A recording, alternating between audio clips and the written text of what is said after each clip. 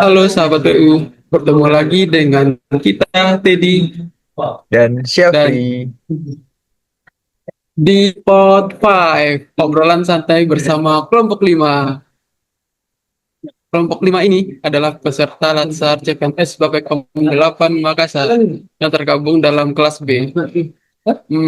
Di sini sudah hadir wanita-wanita tangguh nih di tengah kita ya. Siapa aja, Sampai. Siapa aja nih? Yuk mulai kenalan yuk. Oke, halo teman-teman semua. Nama aku Samsa dari Direktorat Keselamatan dan Keberlanjutan Konstruksi nih. Halo Kak Salsa. Halo, halo.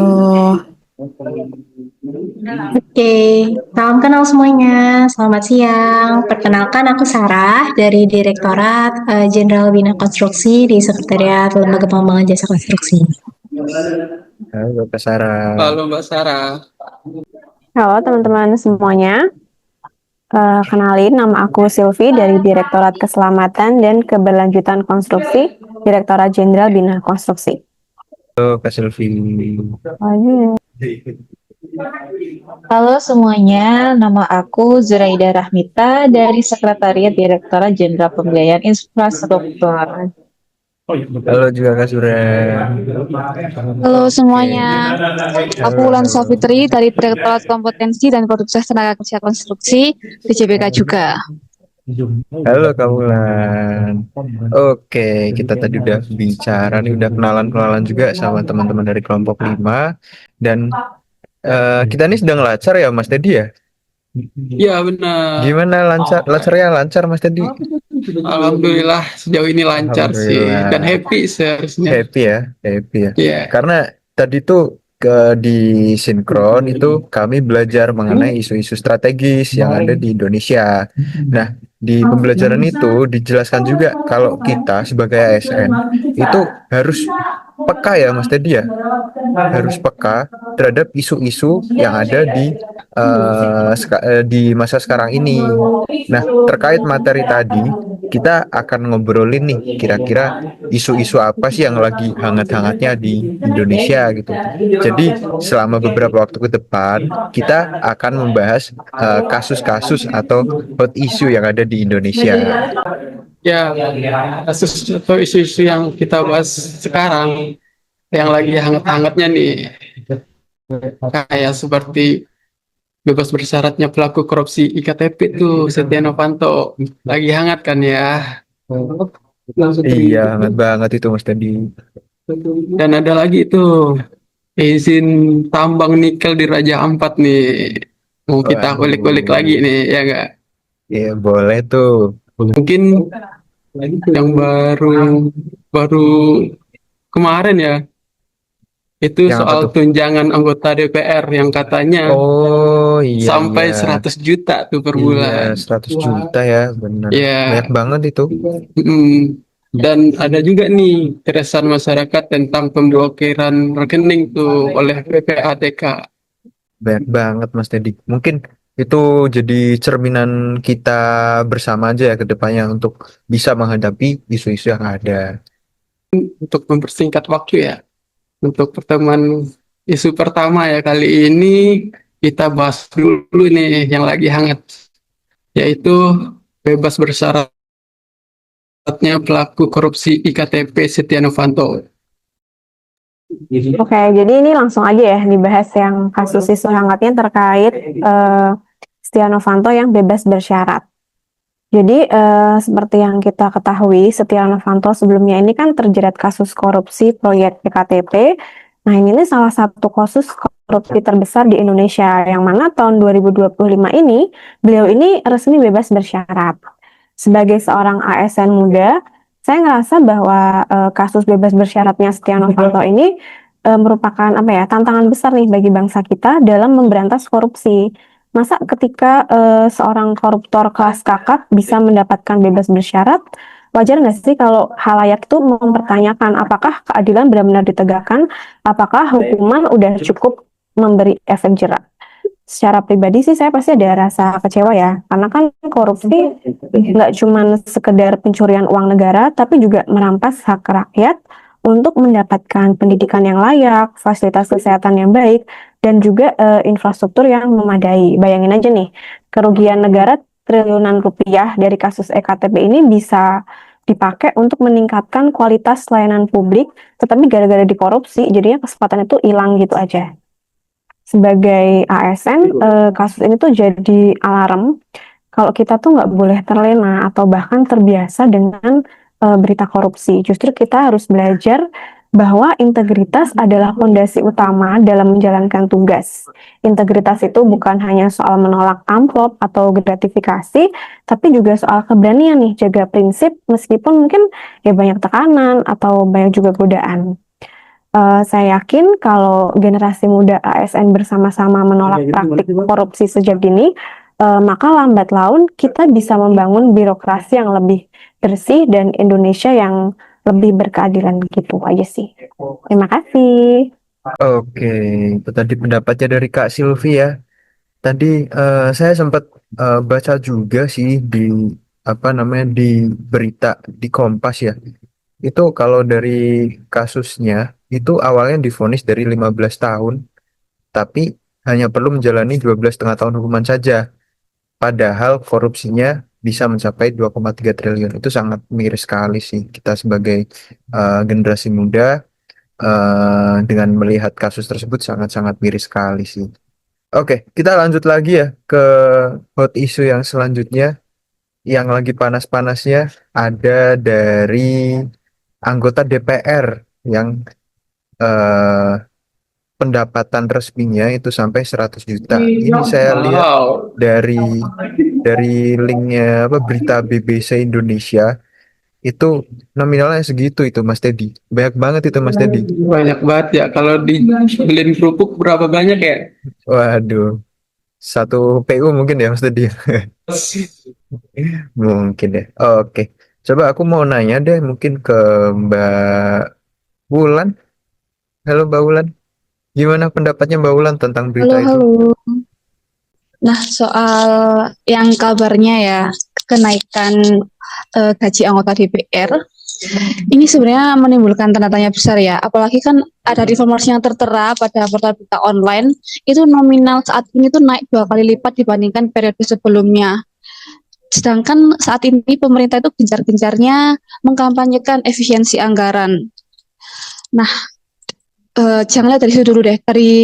Dilihat dari realita di lapangan, kita masih melihat banyak guru, terutama guru honorer yang gajinya itu jauh dari kata layak. Padahal mereka itu ujung tombak pendidikan bangsa.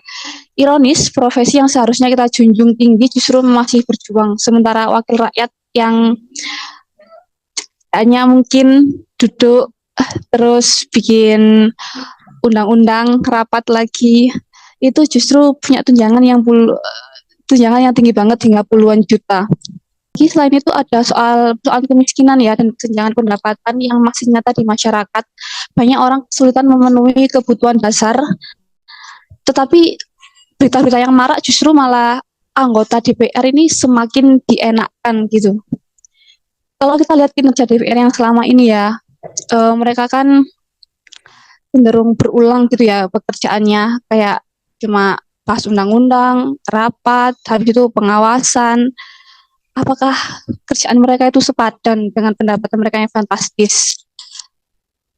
Sehingga kenaikan pendapat ini sebenarnya itu bisa saja diterima masyarakat kalau kinerja mereka baik, kalau kebijakan-kebijakan yang mereka sampaikan atau mereka buat itu mampu menurunkan angka pengangguran, membuka lapangan pekerjaan baru, bahkan memperjuangkan kesejahteraan profesi yang penting seperti guru, tenaga kesehatan, dan buruh, mungkin masyarakat masih bisa menerima. Nah, isu kenaikan gaji DPR ini itu membuat publik sulit untuk mempercayai lagi DPR itu. Jadi mereka kayak merasa kecewa gitu. Jadi saya ingin menegaskan bahwa legitimasi dan kepercayaan masyarakat pada DPR itu dibangun bukan dari besarnya gaji atau fasilitas, melainkan dari seberapa nyata kontribusi mereka terhadap perbaikan bangsa. Ketika rakyat dan badan pemerintahan yang lain diminta untuk berhemat, mereka justru dikasih eh, dikasih apa namanya itu, dikasih keenakan Jadi pendapatan kenaikan ya yang gaji. lebih gede ya. Betul. Jadi itu sepertinya kurang pantas sebagai teladan sebagai wakil rakyat seperti itu. Terima kasih. Iya, betul sekali Mbak Wulan. Harusnya teladan itu harus memberikan contoh yang baik juga ya. Oke, terus gimana lagi Mas tadi? Lanjut lagi Mas tadi untuk Hmm, kasus selanjutnya ada apa lagi? selanjutnya nih yang lagi rame kemarin ya di sosmed yaitu izin tambang nikel di Raja Ampat yang bikin Waduh, waduh. lingkungan jadi apa namanya? Jadi rusak ya? Jadi rusak benar. Soalnya Udah pernah Raja Ampat kawasan iya, wisata ya. iya. Udah pernah Mas tadi ke Raja Ampat? Cita-citanya mau ke sana sih sebenarnya. Iya. Saya juga pengen ke sana nih. Masa udah rusak duluan sama ini? Iya, makanya jangan sampai lah ya. Iya, jangan sampai deh. Coba tanya Mas tadi, tanya siapa Mas tadi? Mungkin Pendapatnya. kayak Mbak Salsa ya, boleh menanggapi. Oke. Halo semuanya. Terima kasih Mas Teddy dan Mas Halo. Syafri. Iya. Oke, jadi emang benar sih ya akhir-akhir ini belakangan kemarin emang sempat ada perbincangan ya mengenai polemik izin tambang nikel di Raja Ampat. Karena seperti yang kita tahu nih, Raja Ampat itu emang dikenal nih nggak cuma di negara kita, tapi juga sampai luar negeri. Mereka tahu kalau Raja Ampat ini sebagai kawasan konservasi dengan laut yang sangat-sangat luar biasa indah dan juga keanekaragaman hayati yang luar biasa banget lah kayak gitu. Namun tiba-tiba beberapa waktu lalu kita dikejutkan gitu dengan adanya isu nih diizinkannya tambang nikel di wilayah ini. Sampai akhirnya Bapak Menteri kita yaitu Bapak Bahlil Lahadalia beliau menegaskan kalau misalnya pemerintah itu akan mengevaluasi ulang terhadap seluruh izin tambang nikel yang ada, baik yang dikelola oleh BUMN maupun sebagai swasta. Beliau juga menekankan bahwa kebijakan yang diambil itu harus dipandang bukan hanya dari sisi ekonomi aja, tapi juga harus menghormati status otonomi khusus Papua Barat Daya. Jadi kalau misalnya teman-teman tahu, Papua Barat Daya itu sebuah daerah yang dia memiliki sifat otonomi khusus gitu dan kearifan lokal masyarakat di Raja Ampat itu sendiri. Jadi kalau misalnya aku lihat konflik ini itu merujuk kepada adanya konflik kepentingan ya, mas-mas semua dan teman-teman. Kalau misalnya kita analisis lebih lanjut nih, ada tarik menarik kepentingan yang kompleks dari polemik ini. Jadi kalau misalnya kita bisa ringkas, jadi yang pertama itu ada ekonomi versus lingkungan.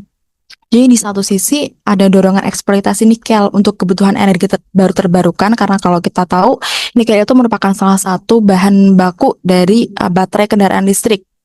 Namun di sisi lain ada juga nih kepentingan untuk tidak merusak lingkungan itu sendiri karena kalau teman-teman tahu kalau misalnya udah ada proyek tambang pasti ya mungkin 50% ke atas bakal rusak lingkungan yang ada di situ. Lalu yang kedua adalah pusat versus daerah. Jadi ketika pemerintah pusat memiliki kewenangan atas investasi dan izin usaha, tapi daerah atau masyarakat itu mereka juga berhak gitu untuk menjaga tanah ulayat serta ekosistem mereka dari dampak dari pertambangan itu sendiri. Lalu yang ketiga ada swasta versus publik. Jadi kalau misalnya perusahaan tentu melihat banyaknya peluang besar dari bisnis-bisnis tambang, namun kita sebagai masyarakat khususnya warga Raja Ampat sendiri justru khawatir bahkan kehilangan sumber penghidupan dari pariwisata mereka, perikanan dan budaya lokal yang selama ini menjadi tumpuan mereka gitu. Dari kasus ini kita bisa sama-sama belajar bahwa konflik kepentingan itu bukan sekadar teori teman-teman. Jadi ada di sekitar kita. Nah, kita nih sebagai para calon ASN juga harus punya kepekaan untuk menimbang setiap kebijakan dengan adil dan seimbang. Nggak cuman kita hanya melihat dari angka ekonomi, tapi juga harus memperhatikan dampak sosial, dampak budaya, dan juga dampak lingkungan. Jadi integritas dan transparansi itu menjadi kunci agar nanti keputusan yang kita ambil tidak hanya menguntungkan segelintir pihak aja, tapi benar-benar mencerminkan kepentingan bangsa. Khususnya Raja Ampat ini menjadi pengingat bahwa kita para calon ASN harus bisa berdiri di tengah-tengah menjadi penyeimbang sekaligus juga menjaga nilai keadilan kayak gitu. Oke, terima kasih Mbak Salsa tanggapannya. Benar sekali sih Mbak Salsa. Izin tambang itu harus benar-benar dikaji lagi ya untuk masalah lingkungan, Iya, benar. masalah konflik terhadap penduduk lokal. Ya, benar-benar Mas, betul. Gimana Mas Afri? Iya, itu emang bener-bener masuk ke konflik kepentingan sih ya Mas, antara kita juga perlu eksploitasi nikel tapi kita juga perlu melestarikan alam juga. Ya Isu apa itulah. lagi Mas Afri? Oke, selanjutnya ini ada ini Mas, tadi dari BNN, saya lihat beritanya itu di bnn.go.id, itu ada Apa 2 ton tuh? sabu disita Mas tadi, 2 ton. Wah itu mobil aja nggak sampai 1 ton, ini sabu sampai 1 ton. Ini yang berhasil meringkus itu BNN RI, Polda Kepri, Bea dan Cukai, dan TNI AL. Mereka berhasil menggagalkan upaya penyelundupan sabu terbesar sepanjang sejarah. Nah, cukup wow sekalian Mas tadi ya. Wow sekali dong. Bahaya Coba deh. sekali. Iya bahaya. Kita tanya ke Mbak Sarah. Iya, halo Mbak Sarah. Gimana nih pendapatnya? Iya, halo semuanya. Selamat siang Halo. semuanya. Jadi saya izin berpendapat mengenai peredaran narkoba. Yang kita ketahui juga di era modern ini peredaran narkoba di Indonesia itu semakin canggih ya. Para sindikatnya itu juga memanfaatkan tren di kalangan anak muda. Salah satunya itu juga adalah vape ya. Mereka mencampurkan seperti narkoba cair, mungkin seperti sabu dan juga tembakau gorila itu ke dalam liquid vape. Dan itu juga menjadi salah satu bukti nyata seberapa besar ancaman narkoba di Indonesia itu sendiri.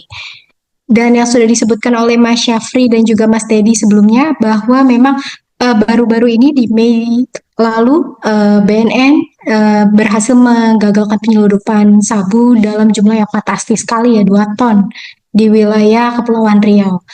Operasi ini juga mengikuti dari kerjasama antar lembaga yang menunjukkan betapa masifnya sindikat narkoba internasional yang menjadikan Indonesia sebagai pasar dan jalur transitnya itu sendiri.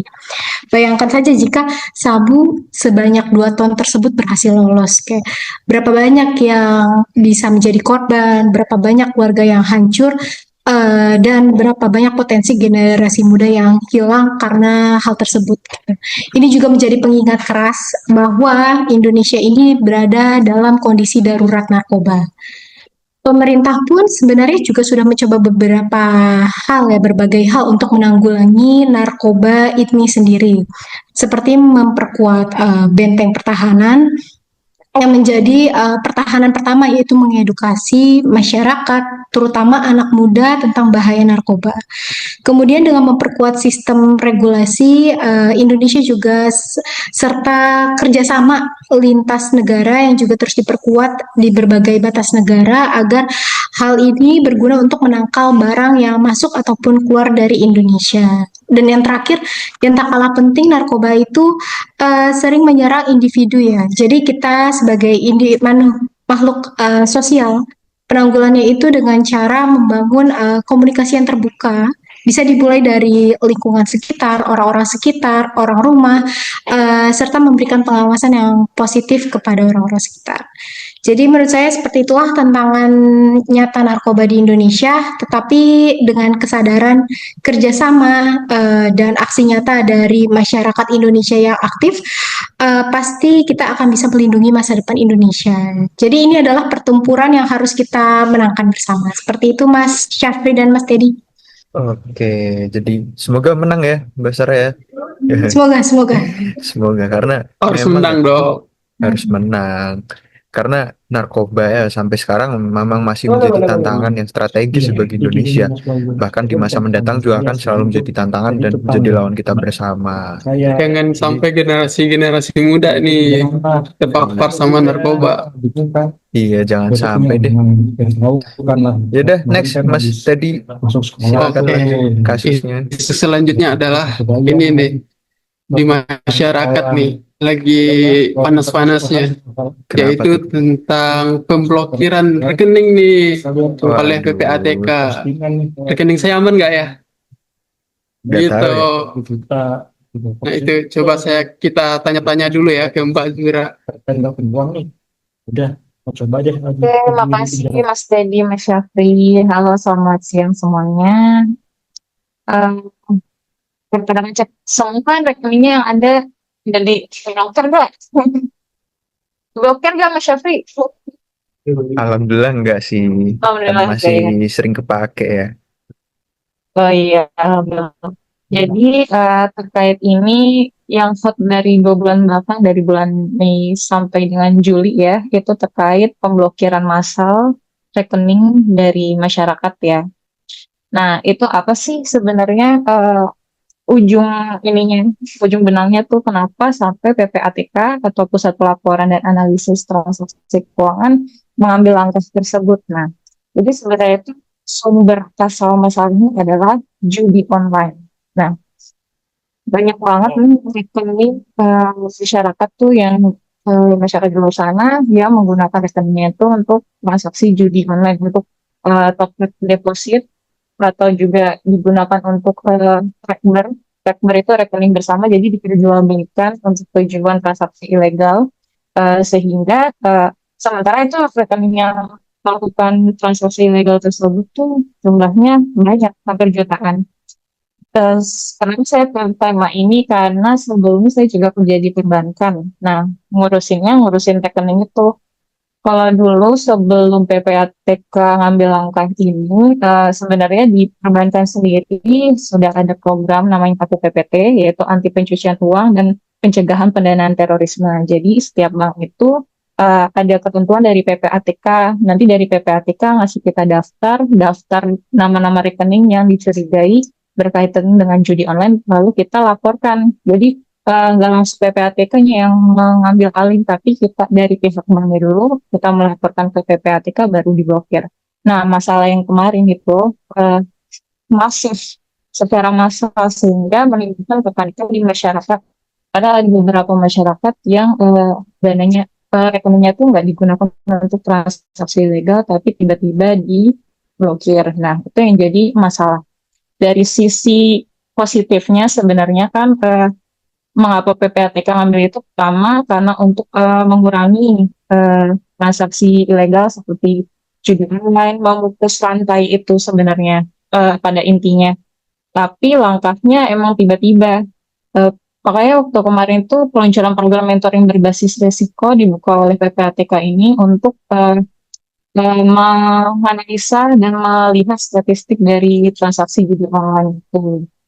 Nah, kalau menurut saya pribadi sih, sebenarnya tuh dari segi kebaikannya, baik mungkin beberapa rekening yang benar-benar digunakan untuk transaksi ilegal itu kena. Cuma kesalahannya mungkin PPATK nggak berkoordinasi dengan banknya. Karena itu kan pasti bank swasta maupun bank BUMN semuanya kena kan ketentuan tersebut.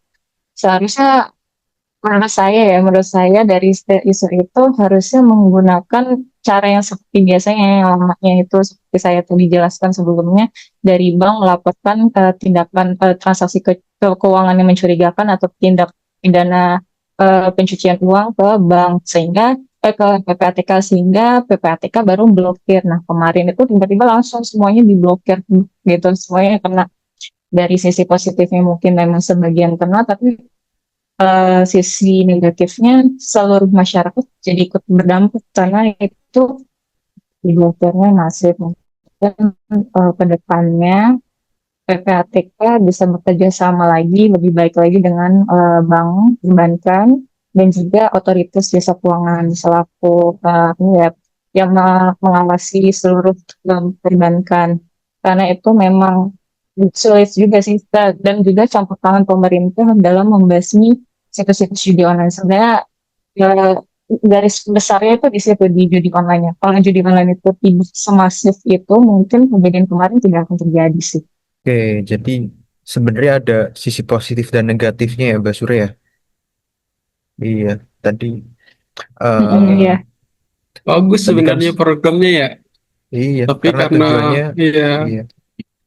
Cuma tetap Terus kasihan juga bagi yang isi ini. juga yang nggak berdampak pada itu kan mata penontonnya di 3 bulan ya, 3 bulan dorman atau Ya, pasif rekening pasif yang tidak ada transaksi yang mencurigakan tiba-tiba, padahal kalau dulu kalau pasif ya udah dianggap rekeningnya tuh dorman, nanti si nasabahnya harus kembali lagi untuk eh, apa nyetor nyetor dana gitu untuk mengaktifkan kembali rekeningnya.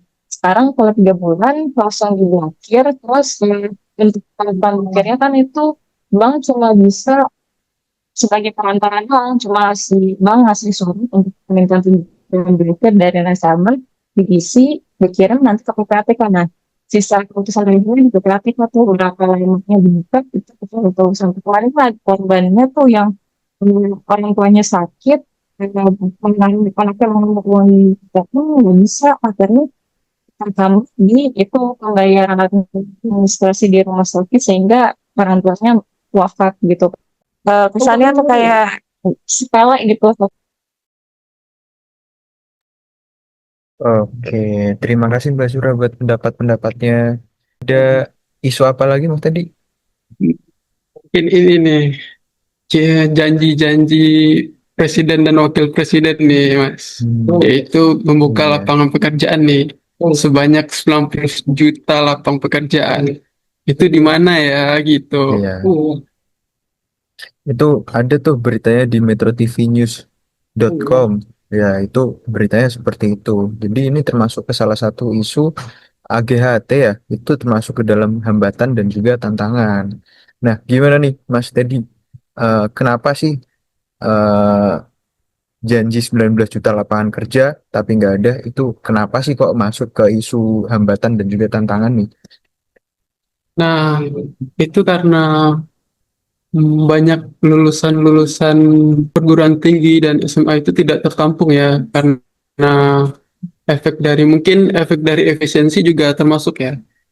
Iya. Terus ada Hmm. lagi pembangunan yang kurang merata. Terus ada lagi karena upah minimum pekerjanya kurang memadai gitu. Seperti itu, Mas. Oh, ya, seperti itu ya. Jadi ini juga merupakan kalau menurut aku ya Mas Teddy ya, ini jadi salah satu tantangan bagi generasi muda juga. Kalau aku pernah baca buku dari Angela Duckworth Mas Teddy, judulnya tuh Grit. Nah, jadi sebenarnya di grit itu apa sih? Grit itu sebenarnya itu adalah kombinasi antara semangat atau passion dan juga ketekunan. Jadi kalau misal ada nih, kita kan kadang baru lulus kuliah, terus apply ke pekerjaan, ternyata gagal, nggak dapet. Eh, itu bukan seharusnya kita langsung berkecil hati dan juga berhenti mencoba, tapi kita juga harus selalu mencoba trial and error kembali karena kalau berdasarkan buku yang tadi saya baca, kunci sukses itu bukan dari bakat, tetapi dari grit, di mana grit itu adalah kombinasi dari semangat dan juga ketekunan itu tadi. Terus asah-asah skill terus ya, Iya, Mas. betul harus seperti itu Mas Teddy. Ya, oke. Dari berbagai isu yang kita bahas hari ini, kita bisa melihat bagaimana dinamika hukum, politik, ekonomi, hingga sosial di Indonesia yang terus berkembang. Mulai dari kasus korupsi, kebijakan gaji pejabat, pengelolaan sumber daya alam, hingga masalah narkoba dan lapangan pekerjaan. Iya, semoga obrolan-obrolan kita bisa nambah wawasan ya dan membuat kita semakin kritis dalam menyikapi berbagai persoalan bangsa. Oh ya, dan jangan lupa perubahan besar itu selalu dimulai dari kesadaran kecil di sekitar kita. Terima kasih sudah mendengarkan podcast kami. Sampai jumpa di episode berikutnya. Salam hangat dari untuk semua. Dah. Dadah. Terima kasih. Terima kasih Mas Syafri, Terima Mas Teddy, dan kasih. semuanya. Terima kasih Terima kasih semuanya. teman-teman semua.